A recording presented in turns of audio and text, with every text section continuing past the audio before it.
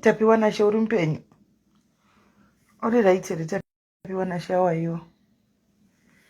How are you? How are you? Tapiwa nashe, how are you? Usikanaka yanombokudzaiwo nyaya iri pano. Zvakaoma. Yanombokubatisaiwo.com riri pano. Uri.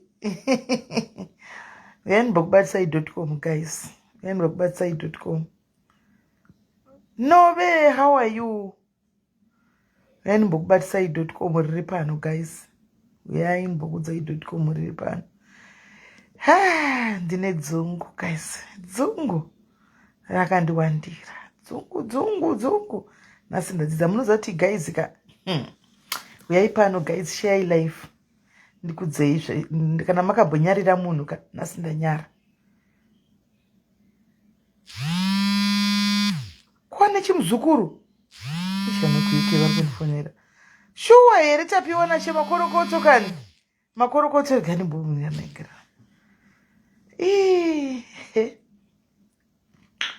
Zvakaoma sikadedza nai share life ndanyatsotaura nyaya iyi munyatsonzwisa ndambonda kuzviignowa so ndamboti rega ndizviignowe ndikazoti but let me just share hatisisina chekuvanza nditi hatina chekuvanza isu regai tingoitaura share guys share life ndoda runyararo zviri sei ndotodawo runyararo sesta rako ndotodawo runyararo hanzi manakidzo here kulesta akulesta ndasati azofara manje kulesta timu racho ndanga ndinaro kaizika timu rinonakidza iroro ndatosangana netype yangu chaiyo nasena ndinayo kulesta uko ndandine type yangu timu I don't care, timu inoseka, timu inonakidza, timu inotaura. Aiwa guys tafara handidi kunyepa tatodzingwa netime ndiyatidzinga chero naivo kumba chako madiko kuyamba kusini taswera zuva resaiwa tanakirwa guys tanakirwa esavana rose tanakirwa guys maswera sai hope ya okay vari kuafrica muri sei vari kune dzimwe nzvimbo muri sei hanzi sisi come to my house please.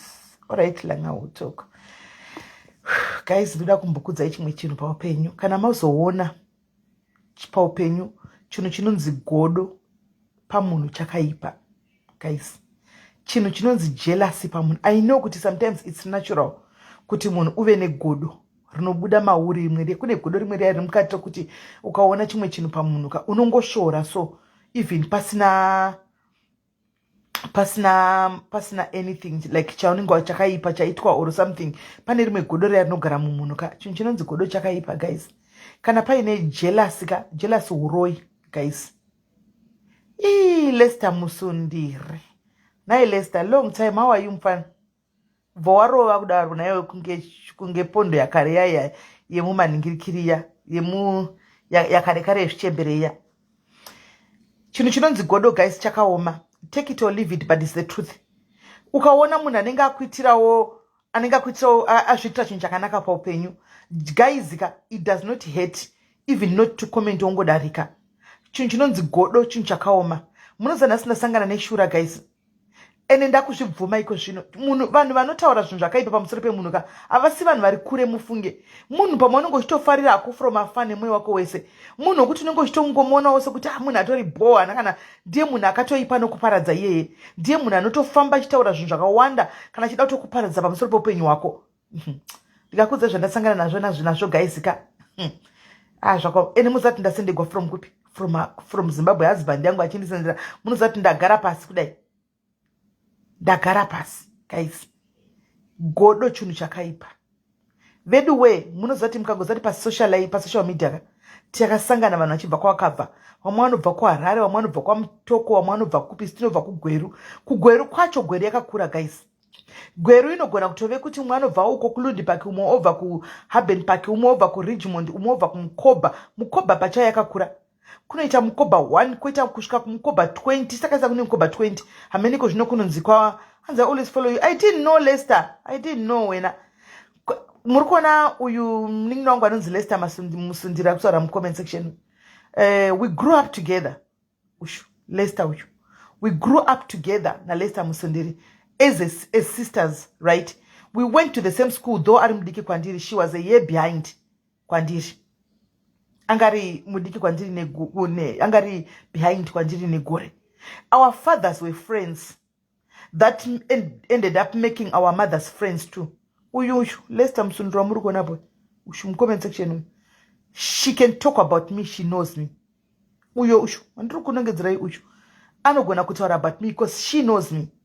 Pane mukomana anyora apa kuti Queen Pleasure anyora chiko andizi anyora pamusora Manu akanyora nzi Manu Gokwe. We grew up together, we used to play together kubva anditika tiri tichikura mukuru kwandiri ari muno mu UK anditika, but he can talk about me because he knows me. And muri kunzwa then kweta team rekuti kweta Ndini B wacho, we went to the same school. Ndimona ndanongedza vanhu tu Ndini B wacho, Lester Msindiri and myself. Pane vanhu kuona pa comment section right now. We went to the same school. Ndini B wacho was a year ahead kwandiri. Ndini B wacho angari mu same class anditi B ndizvo B. Same class nemurume wangu. As I told you kudara guys kuti me and my husband we dated kubva kuchikoroko. Ndakambokudzai. Idzo proof idzo witness dziri mu comment section idzo. Avo vari mu comment section avo. Anditi mashona. So ava ndo vangu vari mu same class vese. Kozoita inini? Kozoita Lester was a year behind. Antika. Then vana Lester vakazoshifta from kumkoba kwataigara vakaenda kunogara kune imwewo location, you know, things like that kusenga uko. Right? Tikazongokurawo takurawo vamwe noma kazongoitawo zvavo. Anomaona and takambotaura but we lost contact again. Hanzi murume wake best wangu murume wa Melly. Right? Ndiye munanoza murume wangu Ndini B wacho because my friends, they went to school together, they were in the same class together. Anomaona. Ndiye munanogona kutaura about my husband because they know vanomuziva. Guys, ndasangana neumwe munhu so wandisina mbovera ndakafungira pa upenyu hwangu chose ever anyora imwe comment so ku YouTube ka ini ndatomboona ndatotumirwa from iri screenshot from Zimbabwe ndaperegwa moza ndati gujungu ndakubva nhasi mugari makaziva guys kuti we are not to trust anybody. Ini ndine problem yekutrasta vanhu. Kuno kwakachena kaisi kuno kuna kutori maskati. Ndine problem yekutrasta vanhu too quickly and I've learned. Munoziva kana pane munhu anodiwa naMwari ka. Munhu anodiwa naMwari pa upenyu ndini guys. Mwari vanondida so. I don't know kuti munamati yangu yandinoita kana kuti chii. God is always revealing zvinhu zvandisingazivi. Handimaona. God is always exposing people for me. Mwari vanonditaridza vamwe vanhu so before zvatoitika before kwete chimwe chinhu ka Mwari vanotanga nekunditaridza chinotobuda nemwe nzira for me to know kuti uyu munhu is not the right person for me. Uyu munhu asi right wokuti ndiseke naye. Guys ka zvazvokuti mukaenda kumadrinks ka ndoda kuudzai chimwe chinhu 1 zvandaona ka ndokumbira kuti kana ukaenda kumadrinks chero chiti ndine best friends ka enda kutoilet nedrink yako because people are up to no good guys. Vana vatokuzivi. Ndasangana nemwe antomuzi I met this lady uyu wandaona ari pa comment iyo yandatumirwa ka munhu andoziva pa social media kudhara anoona achitomboitawo mabororo ake achitomboyawo tichitovharana mabororo zvokutodaro. Ndashokewa guys necomment yandasenderwa yandaona ipapo. I was shocked. Munoziva atina one day ratakamboti takakonana hapana kana beef rakamboitika na chi munoziva ndaperegwa so. Murume wangu achinisendera this thing achiti atumirwa necousin brother yake anditika achiti honai so inini pandipa ndati no the face looks familiar. I screenshot kai the face looks familiar. Ndobva ndanosecha zita riyari yaku YouTube kako yanobva rabuda ndobva ndanodai face ndobva yabuda ndapera power guys. Zvangakanyora ipapa zvinyorwe nemunhu chaiyeka anofamba apa mufunge. This lady if I know she's from Bindura or kwamutare ameno. I've never been to Bindura anditokuzivi. I once went to Mutare pamakaona papa pandakaenda kunomaketa butcher mukadzi wayo pandakaenda kwaMutare paya. That was my first time to be in Mutare. I don't even know her. Ndomuzivira pa social media achita zvinhu zvake zvemasaluni and like you know imwe yekungoti ndemwe ndopa ndongomuzivira anyora kunge munhu anondiziva zvokuti ndati ndamuvendera right now. I just went to her ndatsvaga namba dzakanenge ndakuwhatsapp because ndaimbori nadzo sevanhu vaitoyoseka kavese ndarohwa nehana ndikati my sister ndibva ndamukandira screenshot. You know what she said? Angoti I'm very sorry SIS MELLY sorry yenyu. Ndikati it's too late. This is there's no sorry here. Ndichadzoka hangu kuAfrica then wozonyatsotaura straight to my face zvawanyora apa. And the two, my husband was like, I think I need to put kuisa lesson pana somebody else. This is not correct. This is not right. Do you know ndikakudza I just know pasocial media kubva kudhara, but andimuzive zvokutodaro. So anyway, it's a story for another day, guys. Tichazosvika kuZimbabwe, and the time kuZimbabwe we'll start from there. I don't worry, guys. Episode muchazoona tichaenda hedu kuAfrica, tichadzokera kuAfrica, and then we'll start from. So let me just leave it there. Animona nokuti tichataura zvakazowanda tizongoona tichasvika kuAfrica. Azongosara chinyora ke masoro akika I was not interested and I'm not interested. Animona, right? So handitozivi, handina kana nditi kudika ndati handina chandotaura because handizive kuti daka racho nderei. Hapana daka anyway, hapana kana daka randinoziva ini randinaro naye. Ndatongoona kuti iri ingoriwo pure hatred or pure jealous or pure what, I don't know. Handimaona, but she's even younger than me, zvokuti there's nothing to be jealous of kwandiri. Andori mwana mudika toitawo life yake, hapatorina chokuti tingaitira nagodosa. Ndatoshamisika kuti why though, but ndangoti you know what, zvinenge zvine cheni mukati, achanotaura kumberi kuti zviri kufamba sei, what is going on. I'm not going to say much, guys, but muchazoona, right? Zvapfuura ipapo zvapera zvakadaro. Anditi anzatomusekera no, I'm not Tepina. Pane pamwe patinoseka ukuguma, ndine mweya wokuregerera. The problem yandinayo inini ndiri munhu ari tu handigoni kuchengeta grudge. Handigoni kuchengeta grudge. Saka kazhinji kacho munhu akatonditi sorry inini ndobva yandipfavisa. But this one now is out of my control because yatobva nekuZimbabwe kwacho. Handimaona ichitotumirwa kwandiri. Handimaona saka ndicha zvandokwanisa kuita, but ndangoti zvakaoma. Handaupindura. Ndangoti masori aiwa asiri maoko mangu. But guys, chandoda ngozama kutaura ndechekuti paupenyuka akusina munhu atinotrasta. Vanhu vakatoipa. Just something very little chaunoita paupenyu hwako, kune munhu anogona kusatozvifarira. Ndikakuziva kuti guys zika ndakagara panhingikiri apa, muzati Mwari kana achida kutedza Mwari vanotadza kane zvemusikana wandiri kukudza iwe, right? Ndakatozvigarira hangu panhingikiri apa pa sofa apo. Ndine one of the sisters takatogara hedu ipapo, anditi paita munhu apinda aisa message kuna sisterini womuno muUK achiti ko nemachenera wangu akaita ko uri kupost wanzi waita seiko. Ndobva ati ndozvaungasora chitaura zvatopera kudhara izvi vari kutaura vari tu. Handisa ndakagara pasaidi naye mozati pafoni apa, ndangoita sokuti ndiri kudongorera mufoni make kudai. So ndobva ndaona amene chilingi changa atumigwa. Anomaona atumigwa chilingi, munhu mukadzi oshanda tonyora chi uyu muna welinki uyu anoroya chete, ndo zvaangonyora. Indobva ndati ilinki yei yanga iri link futi yekuYouTube. Anomaona ndobva ndati vhurai tione kuti kwai kudii palingi yavatumigwa iya. Ndobva vavhura. Mai ndiri kutaura munhu mukuru hapana ndakagara naye, vandiri kuti sisi ndimai vakuru. Ndobva vavhura linki iya takuteerera. Guys asi ndamboona zvakadaro handitovazivi mai ava vanga vachiita analysis dzavo nezvehaiti. Guys handitovazivi vanga vachiita nezveanalysis dzavo dzehaiti. Guys kwanzi SIS MELLY drama queen vanga vachichemei, chavanga vachichema makuseni kuchemera vanhu kwakuri kuchema kuti vanotoziva kuti vanhu ava vakasachema vachichemera vanhu vavo ianalysis dziri kuitwa idzi. Guys kwai vanozodzokera kuAfrica vasina mapasuro just because vari kutochemera kuti vanhu vavo vape mapasuro. Ndozvavanga vachitochemera vachitoita vakatochimasta chigame ichi. Makamboperegwa guys, unenge usina pfungwa idzodzo kana kutofunga nezvazvo. Ndamirawo ndaperegwa kudai, but ndazongopindura kuti you know what, YouTube chayakanakira, you take somebody's content and you can take it down. So I've already told my IT guys, they are busy with it. Ndatopa linki racho kuti ndilaine linki iri. Hanomaona zvikanzi vanenge vachida kutopiwa mapasuro izvo, so vatori drama queen chicha vangu vachichema ipo paya.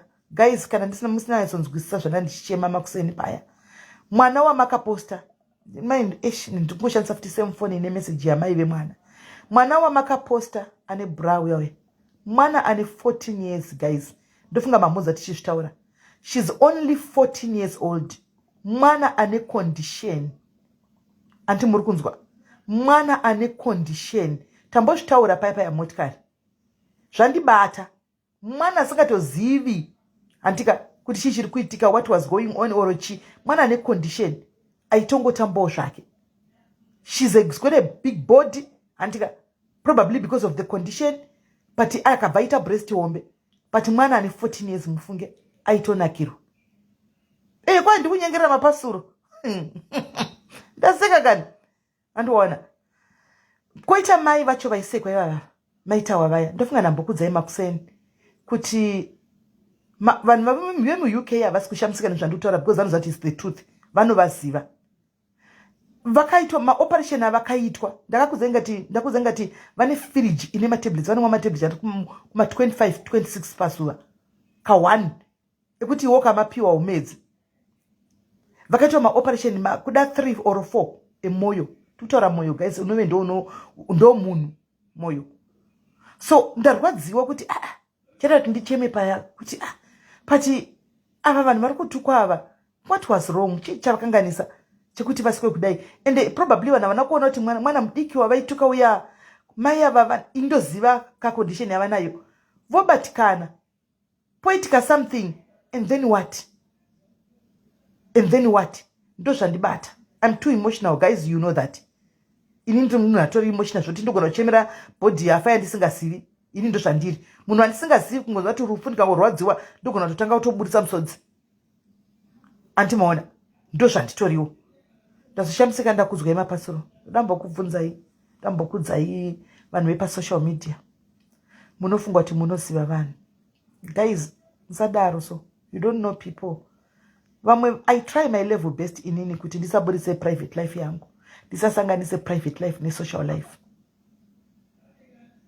And I try by all means to separate the two. You don't know me, guys. Hamundizivi. Munoziva the Melly wa munoona pa social media. The real me kumba kwanga ndava a mother. You don't know me, guys. Stop claiming kunge munondiziva. Stop claiming kunge munondiziva. You don't even know my life, guys. Musadaro. You don't even know my life. You don't even know my life. Kana imi mukafamba mchita basa rekubhega, musafunga kuti ndisanofamba chingobhega. And then ndikaita content yande ndichita muroad. Guys, let me tell you one thing about my socialites and social media. They are content creators. We are content creators. Anti murukunzwa. We create content. Ndika create content inini pano. Content yangu ichaindawo kune vanhu vakawanda. Like most of the people vanema pages avo vachawana content from what I've created and the life goes on. Vanobhadharwa can even get paid ne content nda creator ini ndobhadharwa iwo bhadharwa tichienda takadaro. Let me give you an example. Kora Obidi. Kora Obidi ndi creator ndi content creator. How many Nigerians are kurarama na Kora Obidi?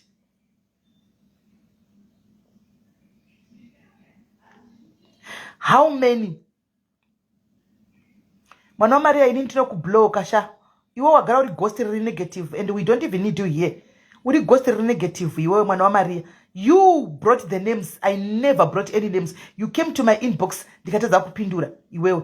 Stop bringing your drama here. You can go back to your pages uko kwa mneta mughost nchituka vanhu nchidini. You are in the first world countries but you unaenda kubasa kuma shift but you act as if uri munhu asingatoendi kuma shift.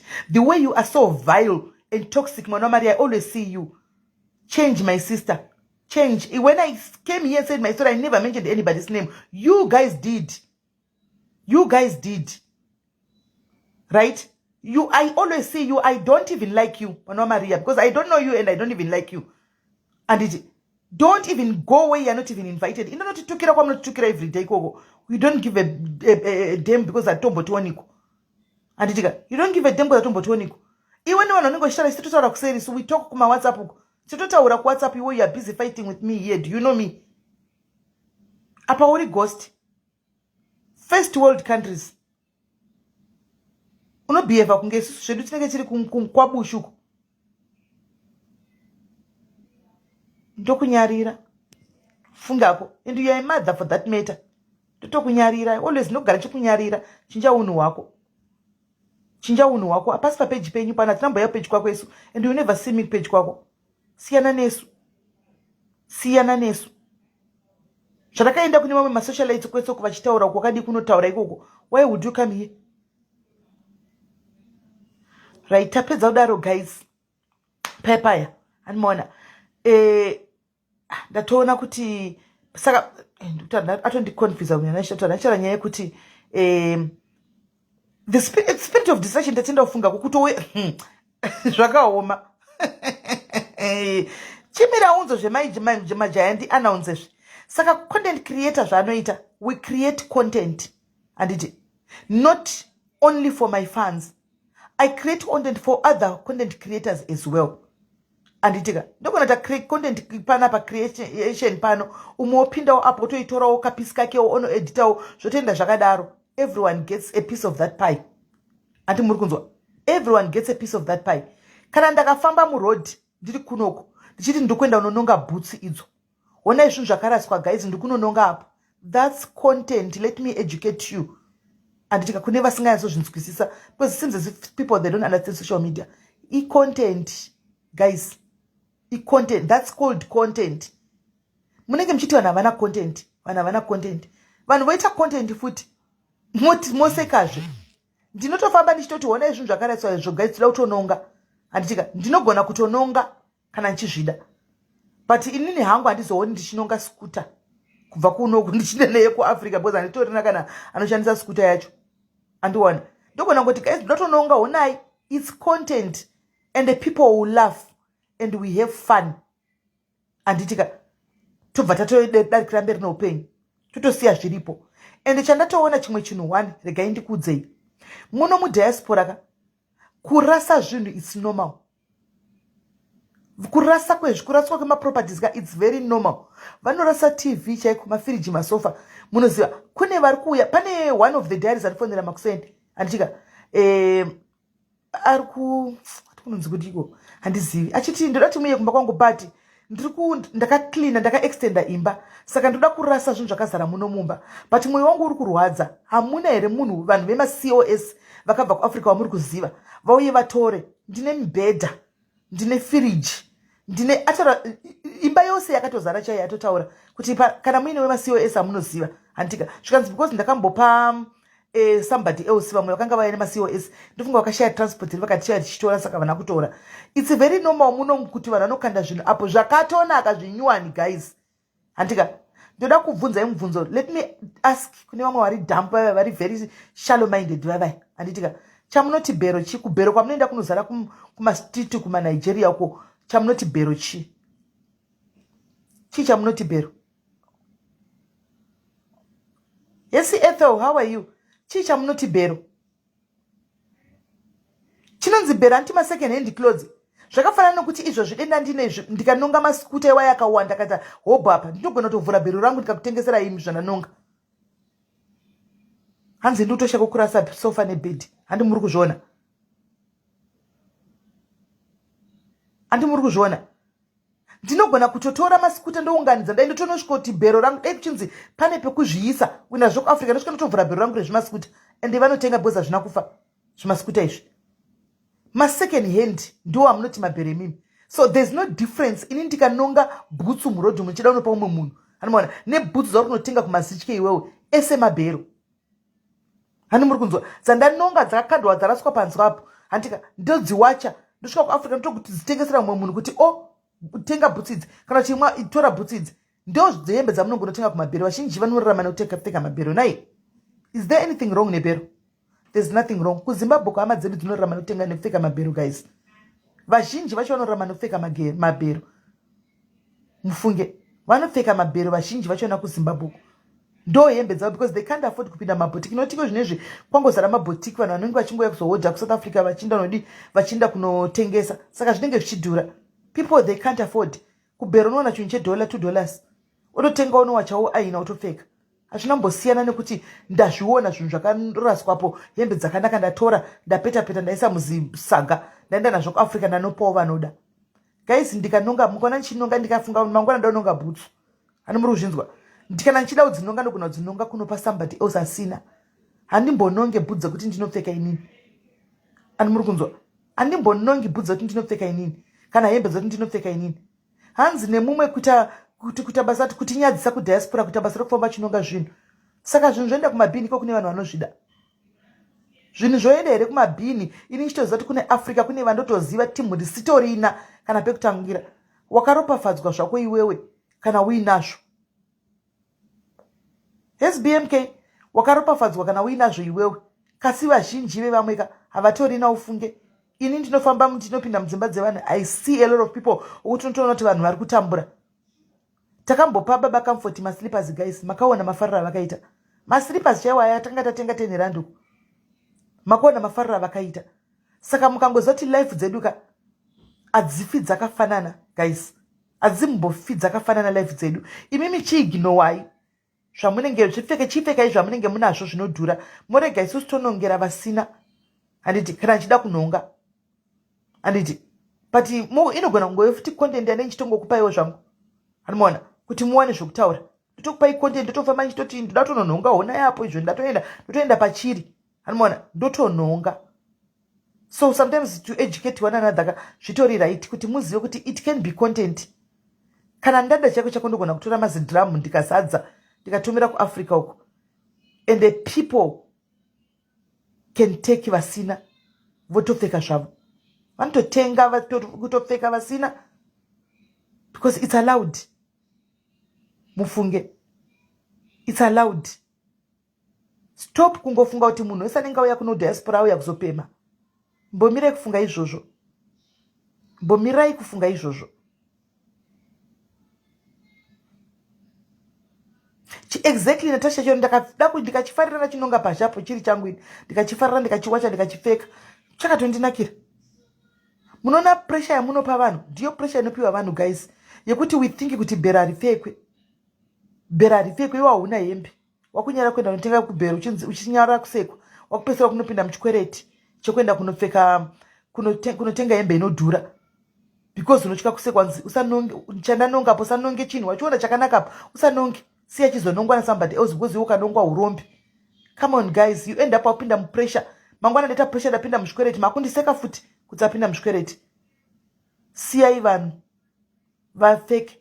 Ndikutoda madrum kana maviri matatu chaiwo achienda kuAfrica nehembe dzemadiaries angu vasina vanodzida. Vanotora parinosvika vanotosvika kuti vhuridzanai apa mutore mushiyani. Vanotora vopfeka. Hazvinyadzisi. Animanzwa hazvinyadzisi. Exactly, as long as ndichiro nonga ndiri happy. Hands we actually pay to have furniture taken to dump. But thank you Patricia. Vanotobhadhara vana ava kana vasingazazvidi zvinomba mavo vanotobhadhara kuti mota dziye kuzononga masofa iwayo anorashiwa. Kukaradha kwanzi nemota dzinotoraswa dzinotofamba. Hanzi let me know ndoya kuzokupa na Brian. Brian hembe dzechirume varume vakwanda vanangatodzida vakatowanda vari padiaries apa vangatodzida hembe dzechirume dzinotodhura ku South Africa.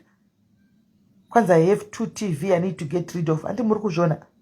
Iti mudiaspora ri kutaura. There's nothing wrong. Problem tinenge tisingazivi kuti kunoraramwa sei kunzvimbo kwatinenge tiri. Kunenge kwatasvika utakutaridza izviri paground. Instead yekuti mudzidzewo muone zviri kuitwa kune dzimwe nyika and you learn. Mabhizi kuataka. Vamwe vacho vanoataka munotogara mudiaspora macho. Motozviziva zvinoitika mudiaspora mamunogara. Munotogara muri vagari vemuno.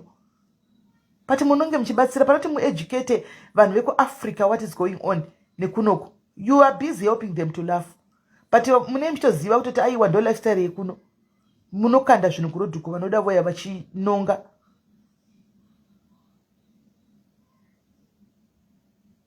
Hakuna mnanteza kuti wakapfekei.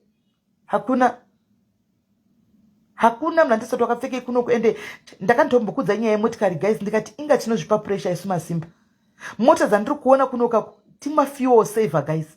Ma fuel saver ndiwa nevanhu vakawanda. Varungu mota dzinenge dzakamira tuma fuel saver. Ukatoonawo vane motikari dzakawanda dzakanaka idzi vanadzo but vazhinji ma fuel saver. Because hakuna ntoza kuti what type of a car or what kind of a car are you driving. Hapana. Antombotaza kuti what kind of a car you are driving. Hapatorina. Mona ti pressure iri kwatiri. Yes Cindy. Do you know kuti pressure iri kwatiri kunoko? We want to go with this big and car kuti vandione ndindi nayo yokuremera futi pamberapo kana ya zodidi yakukuremera. Chandakatoona kunoko hakuna kana pressure isiya. Hakuna kana chinoita pressure. Hanzi mutondigiraini zvamukomongo. Lester wakasimba sei kuti ndinokupa. Life yemuna munyika vanhu vakainzana va guys. Vanhu vakainzana ivava ndidi kukunyepera these people vakainzana. kana pane chinhu chandakafarira whoever king queen wacho akatinga kudika akavainzanisa vanava zvokuti zvinoitwa nesu tiri kuAfrica izvo tisingazivi usati wapinda munomu. Kana wapinda munonyatsotoona kuti inga vanhu vakaenzana. Guys, dzimba vanotogara vese mudzimba idzodzo. Anomaona vese vanenge vachikusangana mudzimba idzi. Hakuna zvokuti kwa iwe kuti kune dheu sebaba indogara kumazisebaba kunozodhura kadii vese imomo. Vane vakatosangana vanhu vemuno varungu vacho maIndia imomo asi umwe nomwe imba yakasi vari pasemu nzvimbo ipapo. Moenda futi kune imwe nzvimbo futi vane vakasangana futi vese semu nzvimbo ipapo. Anomaona vakaenzaniswa kunoku. Vakaenzaniswa. Takapinda kamushopu inonzi Primark yai inonzi ndiyo Pep Store yekuAfrica. Anomaona takapinda kaini unotoseka munoziva guys makazara marudzi ese guys zvichiita kama 5 pounds zvinhu izvi ma 3 pounds ma 10 pounds zvakatochipa. Katotenga zvangu sketi yangu ne-t-shirt imomo makatozara munotinotsona kuti vanhu havana basa nazvo zvokutoti kunozopindwa mashopu api ana H&M ati itori pressure yateti tichitopanana.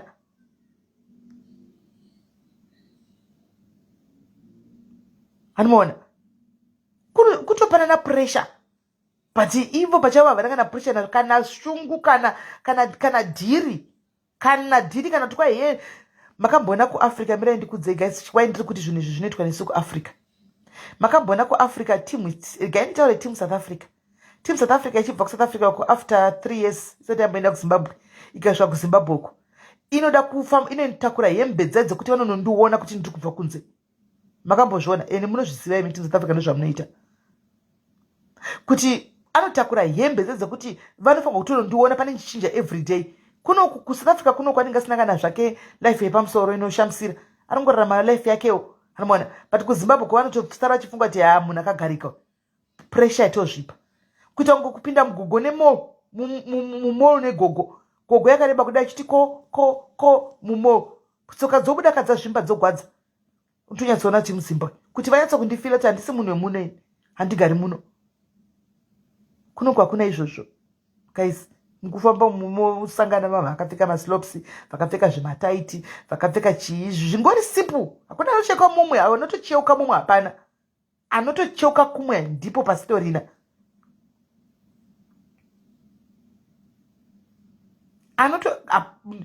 anotocheuka ndo pasitorina mufunge. Kwa ndakatenga bhutsi ye 1 pound muprimary ndikazoona 40 pounds same simply anomaona saka munoziva ngatirege kutarisirana pasi ngatiregei ruvengo negodo. Tine ruvengo guys. Kana nyika yedu soka tazara negodo tazara neruvengo tazara negodo chaiko ruvengo ndo ratazara narwo. Ipapa panotoona munhu achitongoti ndoda kuita teke ini munoziva kuti nhasi ndoda kumbokuedhai guys muye titaure mumbotaura ndoda kuti muye chokwadi chenyu chaiko chiri chenyu musavanze kana kuti kwai inotipa sei muedhe muye pana pamumbotudza mumbonyatsoziva kuti chamakaona changa chiri wrong pabholia kwai neumwe nekomende yadaona kwai pamakangozara vanhu mubholi macho zvisina kana order kwanditi kuzara kwevanhu mubholi kutaridza kuti ndokuuya kwevanhu kutaridza kuti ndo support yacho. Saka toita bholi ine vanhu 30 kutaridza kuti takatopenga kubva kuAfrica kugona kusimudza 250 people tokugona kwachozvo ndokunakirwa kwachozvo hanzi madzimai anga kangopfeka zvisina order guys. Ndivana mai venyu vaya ndofunga makaona mazira ndiva ndichakukandirai mapicha munyatsozo kana mamusati mamboona mapicha takamirira ari kuuya mapicha tozokanda munyatsozuma muone ndivana mai vega nana gogo mufunge vanga vakatochena last number and those are going to be their memories. Nechinanga zvakaoma ufunga ako. Those are going to be their memories vana moms vana mai mufunge because they were having fun vana mai vana sekuru makaona even kubva kuna reverend vakaparidza vatori baba vakuru anomaona vana mai vave maida kuti vapfeke zvimini here naye asikana and theme yeball gown yayo yakasetwa yanga yakanzi chi iwayo malong dresses iwayo maball gown dresses. Ball gown dress inotsvaira pasi guys. That was the theme. That was the theme. Vanatati akidongora unadiki wangu vari muchite, the rest tangati machembereso. That was the theme. Ball gown dress. Inde muno Google rinenge richijojera pasi. That's why makona vese vakapfeka madress akareba. Ende vana Google na you can't tell them kuti pfekai miniskirt. Pfekai chakati. Pfekai chakati.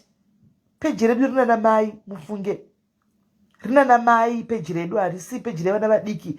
Magodo enyu itaya tikurabidziba de muchitira okumwe asikana. Kwai melanga chichema drama queen. Muza ndatozoseka mbozi ndazongosangana nazvo ndatomboseka ndatombocheva makuseni.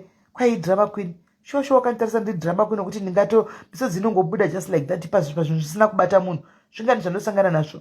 Zvimwe ndinochema zvinhu zvandisingatoziva ndisingatozivi kungogwadziwa kudai. Tinoreacta zvakasiyana. Iwewe the same way usiri kurwadziwa nana mai vamuri kutuka. Handika ini zvinotondirwadza. Kwete zvokuti ndinoda mapresence avo nokuti mapresence avo ka avasi vese vanotondipa mapresence avo. Munhu anotongondipa kana achida. Ende kana ndapiwa handirambi ugare wakazviziva. Kwete kuti ndingatovakumbira kuti nai vedu ndikumbire ndipewo present. Yei present. Yekuita sei? Yekuita sei? Yay.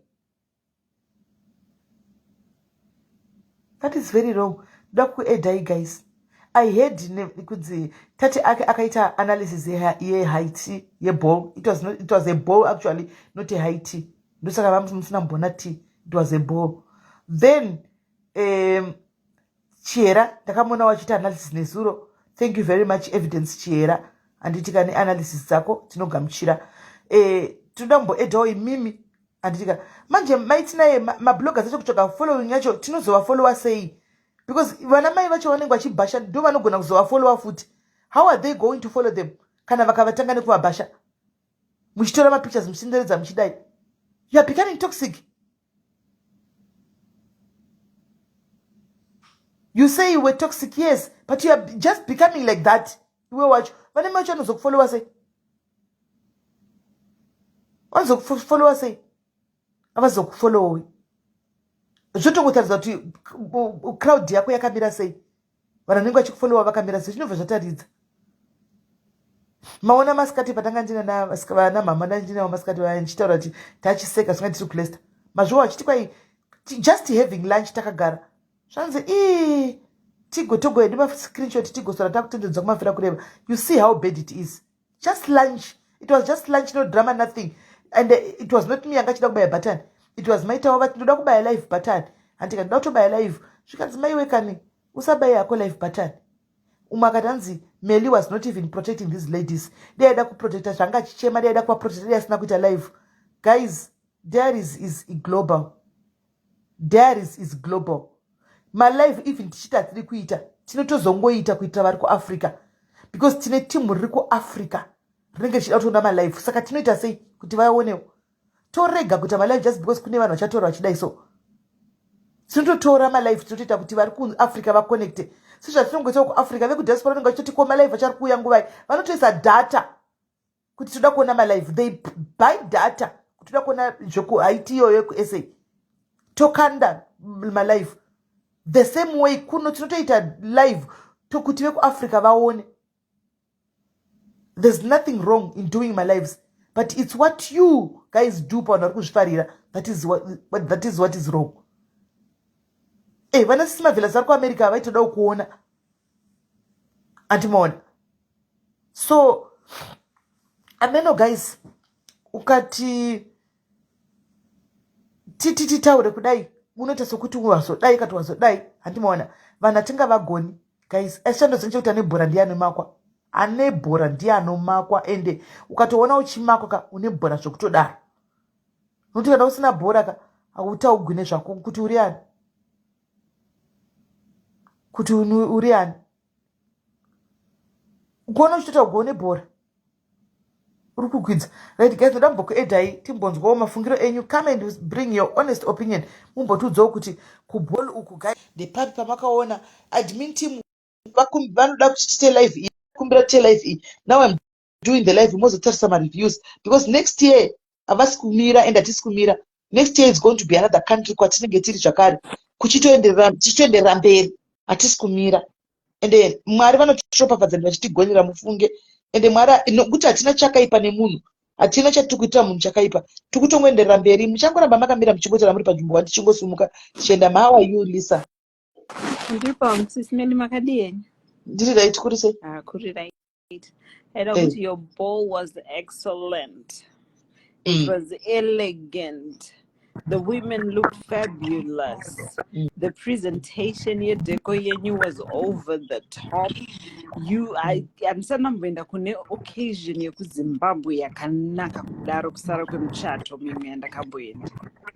Okay. It was beautiful. I gonna go Guyana my keyboard warriors. They don't even have a pot to piece in a window to throw it out of.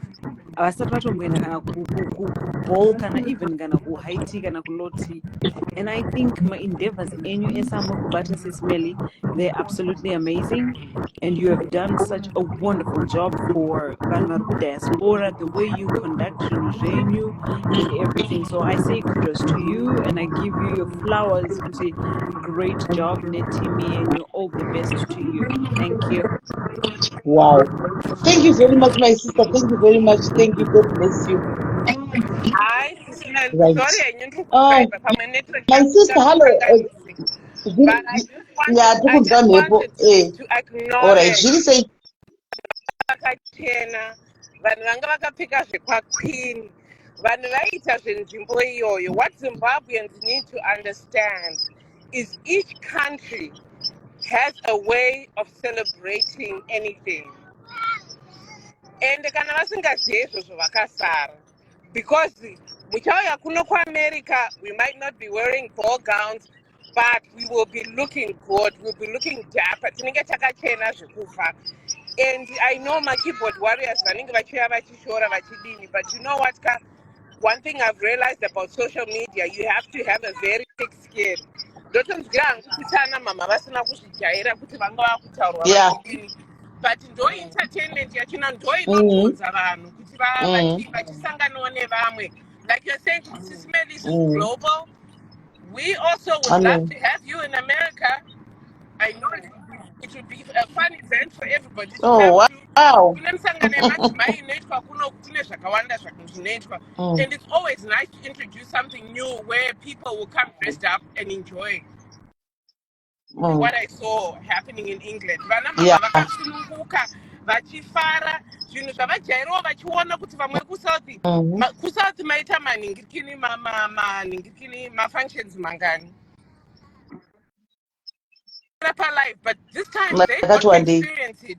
And I'm sorry, vese vanenge vachitaura evil about it, you're very bitter about something and you need help. That's all I can say. Chinhu chakanaka ngachicelebrate, guys. As Zimbabweans, we need to start encouraging each other. We need to start motivating each other. Because it doesn't make sense kungotanga kungoshora nezvisingashoreki. Unofanirwa kungonyemanutsawo mwoyo wako uchiappreciate effort yaiswa nevanhu.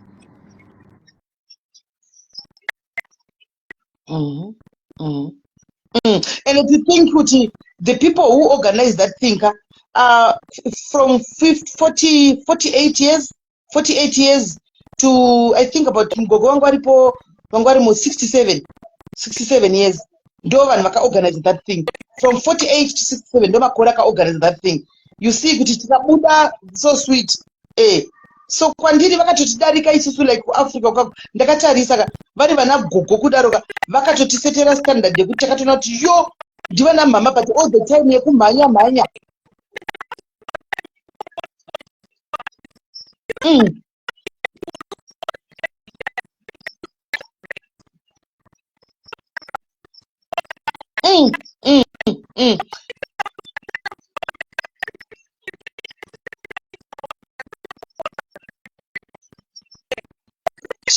He has never.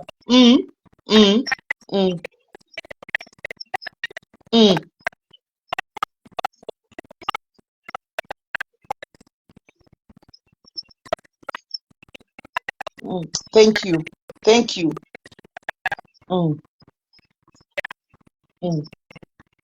Chokwadi. Thank you very much, my sister. Thank you very much for your opinion. Thank you. God bless you. America, takauya next year. Okay. All right, iripo my sister. Sharp. Right. Thank you very much. Anzoka ndiye thing caller is affecting life. All right.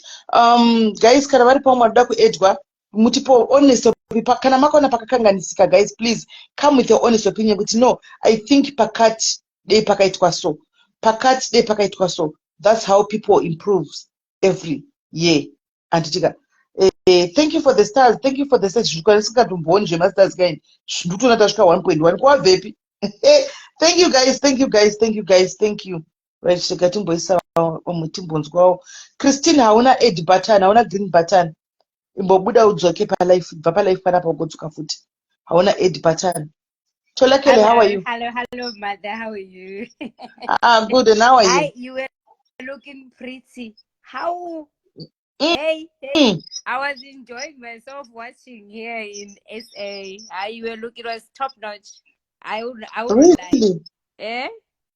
Really? Chokwadi? The deco. How it was out of this world. Sure. Ndakazongonakirwa palimo vedwe. Haiwa makativharira 1-0. Hi. That limo was.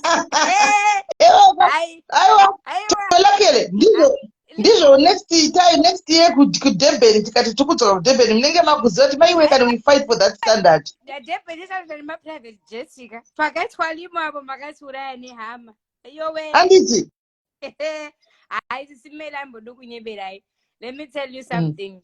Anditi pemakauya paya kudurban ndakakuudzai what happened after I have seen you. Ndikakuudzai kuti munezodzo. You don't need to pray for wakataura. You don't need to pray wakataura. Just to see you, how many blessings just opened for me. Wakataura.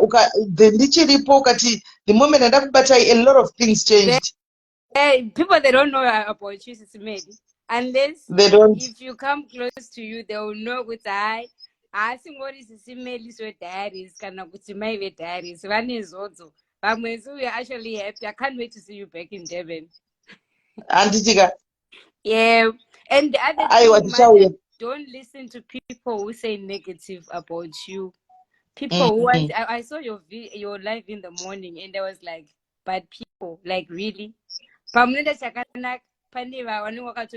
downfall. So don't allow people to. Ndozodzo racho. Ndozvinoita munhu ndozvinoitika pane zodzo pese panotofaitwa chero kana chakanaka chero ndikakumutsirai munhu akafa kuti ndamumutsa apa ndiri gesture ndamutsa pane zodzo panotowanikwa chinotaurwa because pane zodzo riri kufaitwa. There is something that people are fighting. That is not me. Ivo vanoona inini vachifunga kuti vari kufaita inini, but they are not fighting me. They are fighting that anointing iyoyo. So look at you are in UK and see how the amount of people who came to just to have fun with you and to have good time.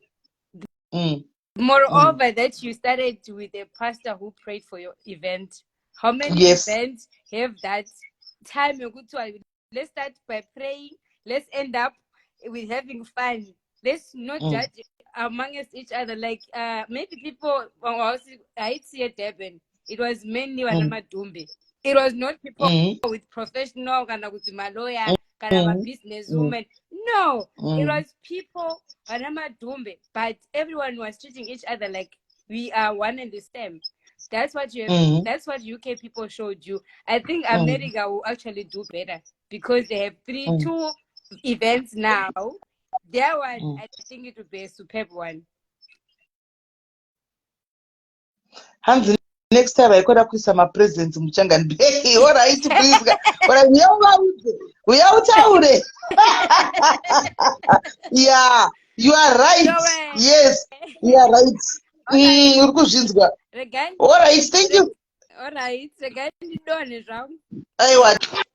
you very much. Thank you very much. Daseka. Hi, Lucinda. This is Melly Muri, right?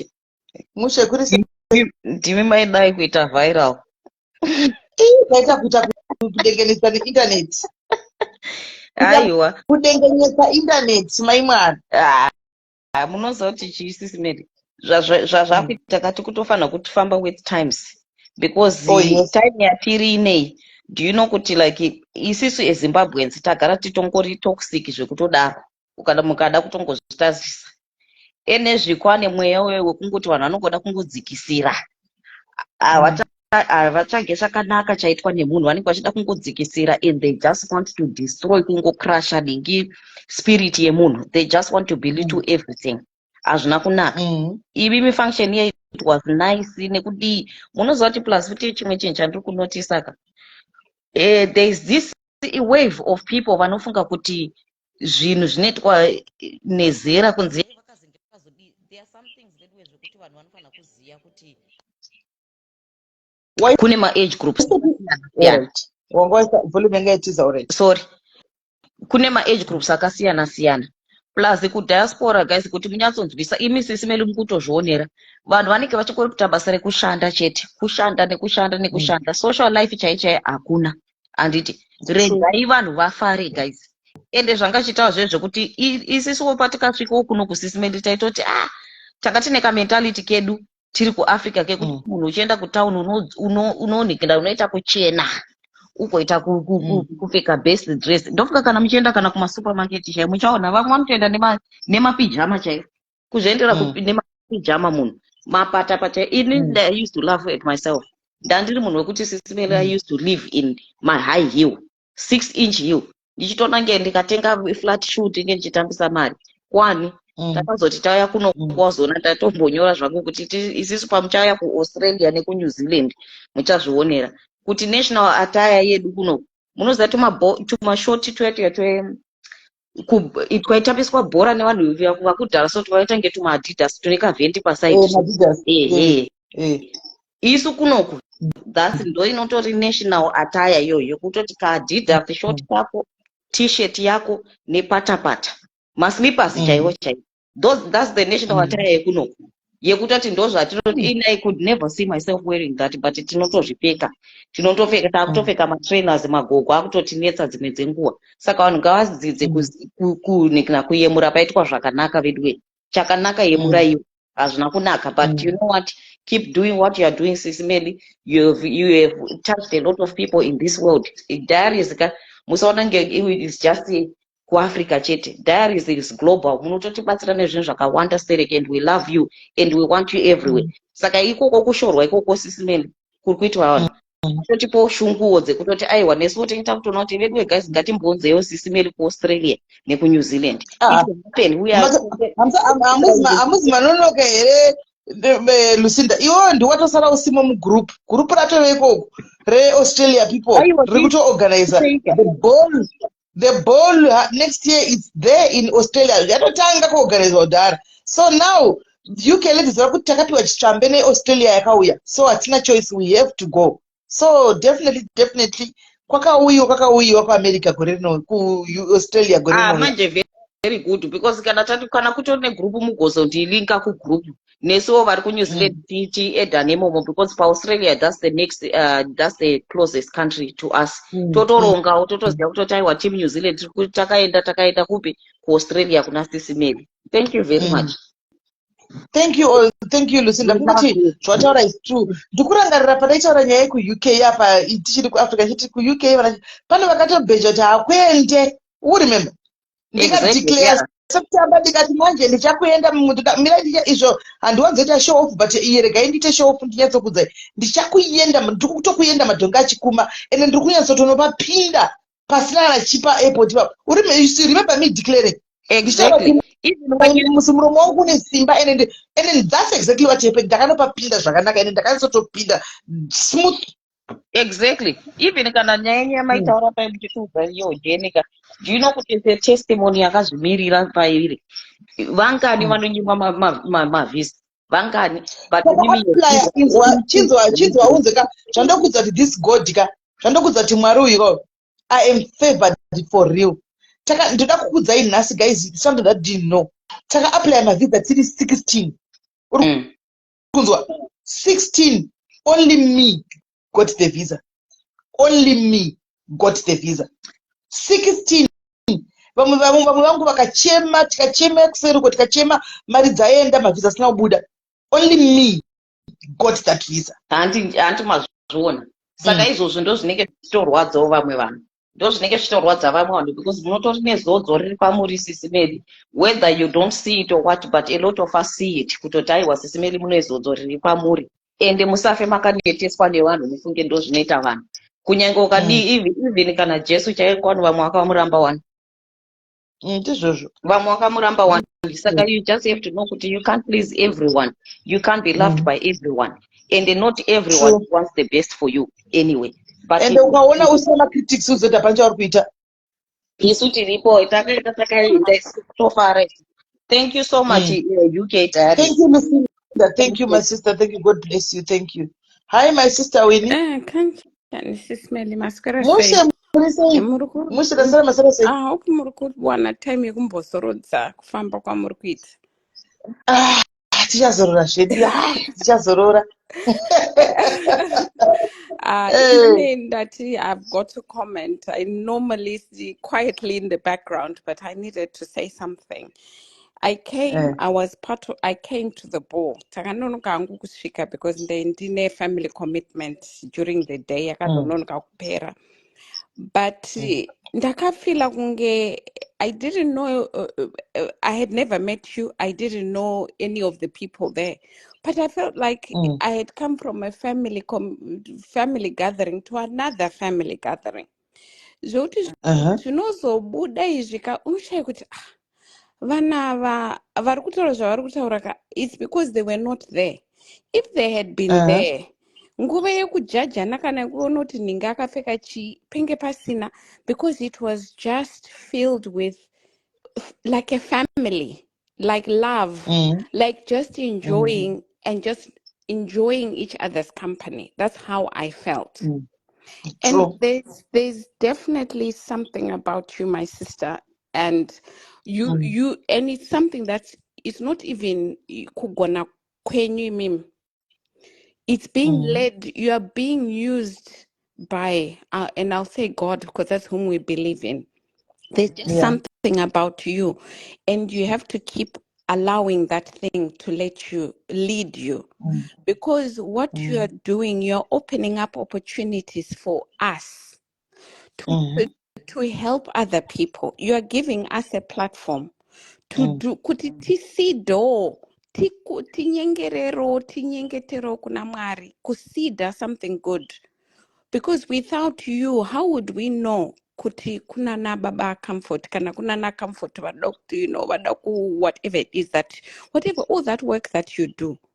So you allow us, you probably don't get anything in my blessing more than you are, but you are being used to allow a lot of people to seed and kunyengetera kuna Mwari kuti Mwari ndinzwireiwo, Mwari ngandinoedza, Mwari, so you deserve everything that you get. You deserve everything. You have a right to be in England. It was about time. You have a right. I think say papo, and people judge you as if you don't deserve because they don't know what you're doing. But the true people know what you're doing, and we are with you. We are supporting you, and we are grateful that you've given us your platform. It's your platform that we are using. Thank you. Munoza, my sister, ndambotarangu something. So, munozati pandaka, I don't know Dumebi. Munoza mskana ndo pama nesta Dumebi. I didn't know her. Ndakati one day, I was just driving around town here kweduko. Dumebi ndo funga ngondo pa social media. Then she called out. Akamira pabasa paishandira. Anditika munove mu street pa lodge so. Ndopati SIS MELLY so ndakangocheuka and pamsikana yakabva mhanya ndobva ndatomira paside. She came achimhanya ndopati makati SIS MELLY amundizivi. Sara ngu ndinonzi Dumebi. Ndikati uri right here Dumebi chikanzi ndiri right. Ndokumbura 50 rand yesadza. Hanimuona. Munozati munhu akumbi ari kutora kuti 50 rand yesadza. Hauna choice kana uchitori nayo ipapo. Ndakati okay uda 50 rand yesadza sorry and ndandine 50 rand woyoyo chete. Vanatora 50 rand ndobva ndampa ndobati ndokumburawo namba dzenyu. Ndobva ndampa namba dzangu. Ndati ndatorova pasi. Hana mubvunza zvakawanda. Ndave kumba late that night ndobva ndisendera message akati SIS MELLY maita henyu ne50 rand iya. Handika ndogara ndichikufollowai.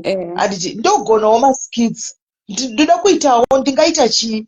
ndobva ndati unogona maskits kanzi ndikati alright mangwana ngatisangane pagame apa nguva dzakati ndakazoti tinonokei ndikuna about 30 minutes ndakwana akamira pagame ipapo ndobva ndadedza bamini akati bamini mwana uyu ari kuti anogona maskits handitika so aminoti isusu handiti zvemaskits ngatiite zvemachallenges kana makatanga kuziva dhubebi makabva pama-eating challenges paya ngatiite zvemachallenges atiri kuona ari kuitwa una nanigeria aya tomuinvolva tichiisawo zvimari apa vanhu vachiwina hanimaona so ndibva ndachitanga kudokuinjera kwandakaita then I started asking her kuti unoshanda kupota nezvei she was honest from the word go sekuve honest kwaiita chikudzai pano kuti ndoshanda murodhi okay uchitei haindotengesa hangu muviri handiti wakasvika sei kuno asina kunditsanangurira saka zviri kudii akatanga kunditsanangurira machallenges saka unozvifarira here handizvifariri bati basa munozati nhasika manje apa tamufonera ka ndanzwa kuda kudoredza misodzi yangu iri padhuze ka mozati ari kuita mapracticals ake anga nemuchembere kurasembe kweduku akapfeka inifomu yeblue dzechinesi ari kuita akapedza kwana certificate yake ari kuita izvo zvekuita zveexperience zvekudzidzira kuita kuti uve neexperience ane mbiya yaanayo temberi yanga anayo yati ndiri panight ndapinda manje kuma7 ndiri panight mozati ndati dhumepi ndiyo here ende kubva patanga kufamba chistoped zvinhu zvokuenda uku munozati do you know kuti ndati munyatsanati mwari vanoshanda neimwe nzira inoshamisa do you know kuti akastopa sei she said pakutanga but munoti ndistope kuenda kubasa handitika kana ndaenda kubasa ndarigenda kubasa ndodyei ndine vana munozati hapana ndoda kushara chokwadi vari pano madhairis ngandipupurire vanhu vakabatsira dhumepi hapana watakakumbira anything hapana watakadi maizviona ndichingofamba naye kudai so somebody would like say tiri palive dhumepi ndokufarira sisimeli ndipewo account number ndipe dhumepi munozati that's how she got mari yake ready titoti shuwa here kunzi endoti dhumepi ndakudza kuti mwari vachapindira iwe kana wazvidza kuti wakusiya zvinhu izvi chisiya umire panzvimbo ndikurememba ndichinda ndomutora chinda kuchechi masandesi ndofura ndichipika naye kuchechi ndikachitendeuka chipa upenyu hwako kuna chisiya izvi akabvuma zvechokwadi akasiya andika akatumirwa nemusikana wekuti anga ari kuisland akamutumira 1200 I think the very day apo 1200 chibva kuchechi tikaita live yedu chibva kuchechi umwe munhu akamuona akamutumira 1.5 mari yake rendika dzakwana hanimaona tichienda kujoburg atika anga asina kana foni makamona achitengerwa foni ndotofamba naye inini anopiwa mablessings angu inini anoenda kuna dhumebi anoenda kuna dhumebi and I really like ndinozvifarira because ndotohwa kufara iko zvinezvi apedza pane munhu ari kumita munhu akabhadhara course yekuti aite online training munhu ari mudhairi akabhadhara iye zvino munhu iye akabhadhara english munhu iye akamutumira mari yetransport kusvika apedza attachment yaari kuita handika munhu iye izvozvi akamupa mari yekuti panopedza attachment passport yake iri expire muna october aende kumba anotora new passport because ichibuda ari kutanga kumitira mapepa ekuti auye kuuk just a mere somebody womustreet a girl from the streets akangosumudzwa namwari kungonongwa so ona ipari I know. Saka zvinhu zvakadaro tinoti asi mwari here. Aiwa ndiye iko ndichiroti ndichazoti apa ndichasangana nemi ndotori neimwe futi positive testimony yemunhu wamakandipa muchasa rumwe gore achisitaura hedu mazita pane munhu wamakandipa and I was away ndati ndiri kuholiday kudididi kune positive testimony isingatomboita sisimeli yekuti unochema wega kumunhu wamaibatsira uya it's amazing. That's why I'm saying you don't know what you have, and I know you know Zvenyuka, but it's not your kugona kwenyu. You've opened yourself up, you've cleansed your soul, and you said, Mari, use me. Use me. And there are so, I mean, there's so many. Even kana swaga uya kandaka taura in the back and say that day she could Durban when even before he went to Durban or she went to Durban, when you opened yourself up to him again, look, life yake started picking up again. Oh yes. Oh yes. Oh yes. You must say thank you because you've got your blessings. You've got your blessings through SIS MELLY. Because look at what suddenly happened to you. It's like but people don't see the big picture. And until Muno atanga kunyatsoona the big picture, they will keep talking. But it doesn't matter. Let them talk. It's not going to stop. No, it's not. It's not going to stop. It's not going to stop. Thank you, my sister. Thank you very much. Aiwa, uyai timbodyona ndosi. Thank you, my sister. Okay, take care. Good night. Thank Bye. you. Good night. Right. Hanzina Zim wrong. I'm a ghostie, but can ask a license. I would like to sponsor her until she passes a practical test coming to inbox. All right, Zim wrong. WhatsApp number yangu unayo. You can come. I will give you a WhatsApp number, and then you can help you. Panisha dom betere papa. Anmona. Ndotoona tichandoona guys ninika. I think Mari one area speciality area yawe yavatondishandisa. I might take it for granted, but now it's manifesting. Ndaizviziva hangu vaudhara handika, but ndandisiri that sure, but now I'm seeing gaizika handizivi. Ndingati anointing iyo yacho yatoti anointing iri panditika tinoshare takawanda, we share sure. Panasoga I did not want to say it handina kuda kuzvitaura, but I'm happy kuti somebody picked it up akazvitaura. Remember time yatakanatsoka kunhingikiri kuko, remember sometime back things were like down for him and like zvitobatsira sei and stuff like that. Takadzoka naye atove pane chimwe chinano guys, nemimega you can see like people vachimutuka vachiita sei vachipema, but right now vanomupa willingly, vasingamutuki willingly.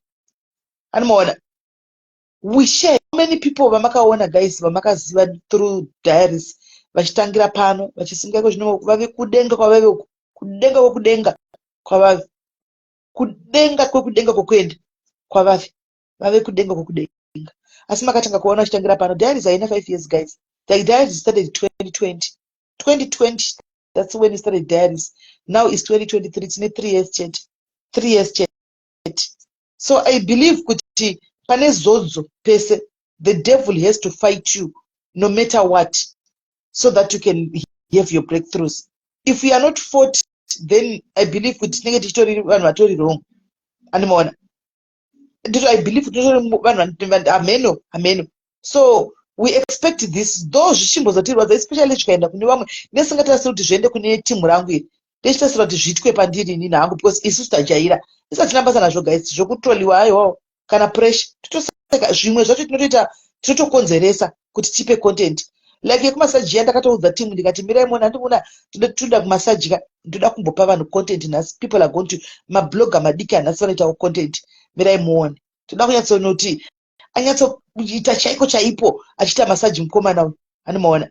It was just content that I was giving out to other people. And vanhu vandaive navo mamakazara vanhu muri muya, ndakatovaudza varipo pacomment section kuti nhasi ndiri kupa vanhu content, mirai muone. Handitika. So vanenge vasingazivi vanotozvitora nemwe nzira, votozvitora serious, vototora mheno, votodii hameno. Anomaona. I-content guys yatinenge tichikupai. Totobva taudzwa kuti tiri mabhishu. Totozva kuti tiri mabhishu, tozodai. Aiwa guys, ina handisi bhishu, ndine murume ari kokumboko. Nemurume ari kuafrica ko guys. Ndiri mukadzi womurume 1. Ani muri kunzwa? Ndiri mukadzi womurume 1. Ndiri mukadzi womurume 1. Handite varume vakawanda, ndoita 1 murume. Handimaona. At a time. Kana zvikapera ndotsvaka mumwe 1. Handimaona. Saka unotukirwa masaji kwai mabhishu. I-content ndichikupa iya guys. We are content creators. I create controversy sometimes so that ndikupewo zvofayawoka. Handimaona. Saka musazonyanya kufunga kuti aiwa tiri that's not correct. Handimaona. Ndakabva ndeva kuti nhasi ndiri kupfapfanywa, muri kuita kutofonywa nemurume uyu. Handimaona. Wangu murume angasitorina problem nazvo because he knows it's content. Anozviziva kuti it's content. Handimaona. Anoziva kuti it's content. Saka ndingasitorina dhiri nazvo. Plus hamboiti zvefacebook izvi. Handimaona. So ndoda kungotenda hangu kune nashora yatingakurambidzei hedu kushora. Munenge muchiti you should pay na MC Sebelebe. Ha muri tu munofaya. Namaiti nai MC Sebelebe vanenge vana ina digari kuno kai. Vanenge vana MC wavo wavanaye mukadzi MC Dafra Karuya. Ma MC akawanda pana kuda kakamufanana, ndoda kutomboshanda nako. Kuda mboshanda newe. Ndoda kumbokunzira pavhavhume kuti unoti nai vedu zvino kana momuziva kudai tinenge tiri pakufara, tinenge tiri pakucreata content, tinenge tiri pabasa. Handitika. So guys, kushokwa Nox uko I'm gonna be there. I'm gonna be there kuLeicester kushokwa Knox. Ndichakumbira promota vandipewo. Tichange tichitofaisa zvinhu. Isi hatisi kutomira guys. Handisi kutomira. Ende zvokuti munotudza zvemaeji edu kuti isusu ma-early 40s takutonzi tatochembera aiwa guys hatisati. As long as the energy ndinayo ndichijamba zvandinoita zviya. Guys, kana zuka saka ndibvisa ndichange ndiripo pano. Ndichange ndiripo pano. Tinounza apa vabvumu kudai kudoti yekuti unoti vakomana ko yaipi futi. Kwanza zvamaita kunge practiced once. No, it's just vibe. Ini ndakadhakwa kudhara guys, ndakadhakwa kudhara. Ini ndikakusvikira panzvimbo ndisina kana kumwa kana chi, munoti munhu akadhakwa. Ndakatodhakwa kudhara, ndisina zvangu kana kudhakwa. Ndigosi ndakupa ikonde nekuti musara muchitaura ndarova pasi. Anoona kana tasvika panguva yekuti takutofara hatitarisi kuti ndiani ari kuda kutarisa chii kana kuti chii, toita zvekufara. Ndosa makona ndakanokreta content guys. I took off that dress because rainditadzisa kunyatsotamba. Anoona ndakanokurura kubva kubra, ndakakurura kubva kubelt redumbu iri, ndikati yes, takuchijamba manje, takuchitamba. Ndozvatinoita. Anoona saka isusu mbisu kuno kusocial media kuno kutori kubasa futi kapati time katenge tichitoita. That is part of that hustling. Anoona hanzi kuda ndizvo. Ndichasangana naye pamberi apo, don't worry. Pamberi apo tine zvimwe zviri kuuya madiaries zviri kurongwa. Saka stay tuned. Tichange tinako kamufanaka. Tichange tichamupinza paline up tontoona kuti anodawo pakadii tona tafamba naye. Anditika. So yeah guys, hatisi kumira, tikuenderera mberi. Hanzi matambira makaita kuUK, hamusati mambotamba kuAfrica, so you all house. Guys, iwo unokangana kuzati samira vekuAfrica, vanhu vekuAfrica vagara vanototamba pachezvavo. Vanhu vekuAfrica vanototamba pachezvavo vese. Inenge itori competition yekutamba. Saka vekuUK indaitira kunza that kuti vasanyare, vasaona. Saka it had to start from me. Ende munhu wese akapedzisira sununguka. Anoona, it had to start from me kuti vanisaona kuti tiri panguva yekufara. Hakuna kuzotarisa munhu, hakuna ari kuzodii. Sino vekuAfrica vacho vakadzakwa kudhara. Ndivana Jimebika vanotorora nepasi vakutotamba. Ndivana Nadia hauvasumudzi padancing floor ipapo. Saka vanide motivation vaya. Andoona. But UK I'm happy kuti we are now in the same spirit. Aiwa vanotojaifa zvokutoenda. Anoona. Kwai ndakatamba zvokuti maita hawa munambotamba imi. Andiselina ndiwa ndakatomboona vachizama kuzunguza. Kana muri semama vangozvigarira maingo timu, kune timu rakatamba, kune vanhu vakanakidzwa, kune vanhu vakafara padancing floor paya kuti vanhu vakafara vaya. Ana Josephine takanakidzwa zvisingaitaura zvako. Nevarume takafara. Andimoona guys. Ndo zviri important. Zvimwewo zvona noshora tina zvatingazozviita wedu, but deep inside their hearts vanenge vachiziva kuti aiwa takachaisa. Andimoona. Vanenge vachiziva kuti takachaisa. Handiti ndakuda kuti ndichinda guys, tichirara zvedu. Partner in crime yangu iri kuona TV huko. Asi sati ndarara guys, I just want to teach you one thing. Anonzi ma-ethics. Ndiwo, moti ma-ethics. Anonzi mai guys, ma-ethics. Ndizvo. Anonzi ma-ethics. Ma-ethics kana uchiziva kuti you are wearing a short dress or a short skirt, kana kuti a short something chinorivhila makumbo, kana kuti chipanze, kana uchibuda motikari guys, you come out of the car, anonzi ma-ethics as a lady. And you don't just take your leg like this, woisa panze, and unobuda wakabatanza makumbo kudai uchibuda, so that your inside things, ma-etiquette, all right, ma-etiquette iwayo, you don't show your inside things. And hautikandiri megumbo kana kudai, ndo inonzi if you are a lady, unenge une ma-ethics iwayo, hameno etiquette oro chii hameno, unotora makumbo kwese ari 2 unoburitsa kudai, so that your private parts and your pants won't be seen. Ndo anonzi ma-etiquette acho iwayo. Handitika yes. So guys, morara zvakanaka. Handitika God bless you. Mwari kuitira zvakanaka. Tosangana mangwana tichiita zvimwe. Handitika mangwana tiri kupi? Hanzi mwana mai maisha. Yes kani Lydia. Zviri sei. Mangwana tiri kupi? Hanzi wear tights also. Yeah, no, probably vamwe vanenge vasingadi kupfeka avo ma-tights. antoona umwana wasingafari kupfeka mataisi angapfeka mapendi, but you can come out of the car nicely anditika kubuda wakatovhara makumbo ako zvakanaka uchibuda usina kuti rimwe gumbuko so that you cover the inner things. Ndo maetiquette acho iwayo handiti mazviona. Ehe, toitawo next time kuti isusu vasina maetiquette kana tozobudawo togona tozotaa nawo anditika togara chikudzai kuti musakande matombo when you are in a glass house. Don't throw stones when you live in a glass house because it will definitely come back to you. Anditika morarabo guys, take care.